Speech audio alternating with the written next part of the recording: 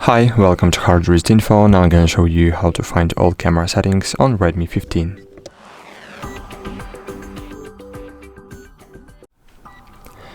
To do that, firstly open the camera app, and here you will see the arrow button. Clicking this arrow button, you will see some additional features here: watermark, timer as aspect ratio and HDR mode. But you can click settings button to access to more settings. Here you can find photo settings, video settings, and general. In general, you have even other settings button where you can restore by default, check for updates, and enable change anti-bundling mode.